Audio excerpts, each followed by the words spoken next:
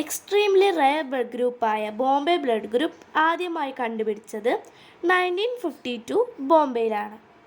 40 ലക്ഷത്തിൽ ഒരാൾക്ക് എന്ന കണക്കിലാണ് ലോകത്തിൽ ഇതിൻ്റെ തോത്.